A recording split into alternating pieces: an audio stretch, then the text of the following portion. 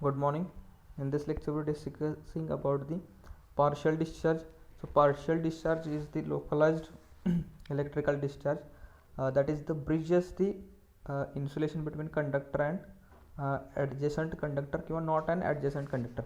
म्हणजे बघा आता तुमचं जर गॅस इन्सुलेशन असेल तर इझिली आपण काय करू शकत नाही, तुमचा जो काही इलेक्ट्रिकल डिस्चार्ज आहे तो होत नाही. त्यासाठी आपण काय करतोय तर डिस्चार्ज जो काय करणार आहे तो current appears as the pulses for the short duration.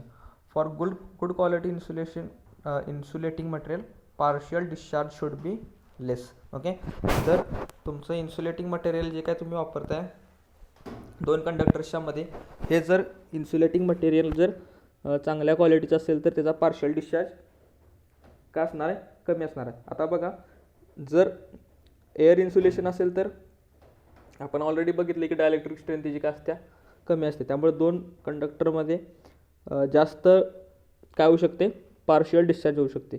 त्यासोबतच जर SF6 वापरला तर त्याचा पार्शियल डिस्चार्ज काय असणार आहे, हा कमी असणार आहे. ओके, आता पार्शियल डिस्चार्ज तुमचे काय वेगवेगळे पॅरामीटर्स आहेत, स्ट्रेस, टेम्परेचर, क्वालिटी किंवा मटेरियल, प्रेशर, ह्युमिडिटी, ह्याच्यावरती काय ह्याच्यामुळं तुमचा पार्शियल डिस्चार्ज काय होऊ शकते, इन्क्रीज होऊ शकते.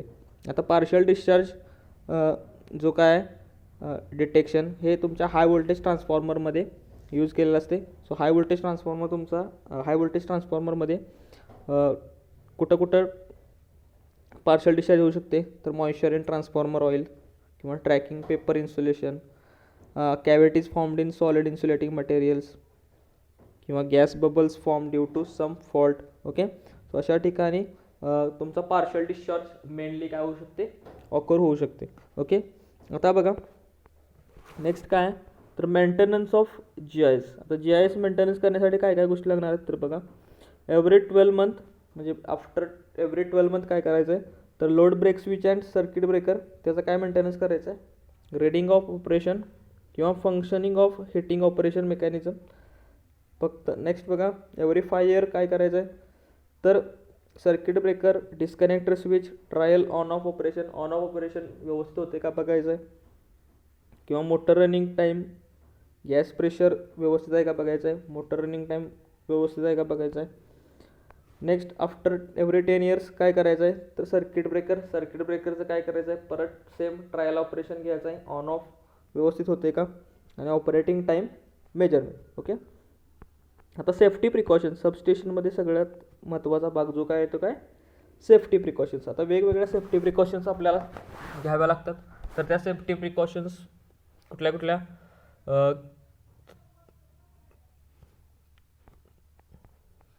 तर ॲक्सिडेंट्सपासून किंवा मेजर ॲक्सिडेंट हजार्डस जे काय तुम्हाला मी नोट्स शेअर करतो त्या नोट्समध्ये वाचून घ्या.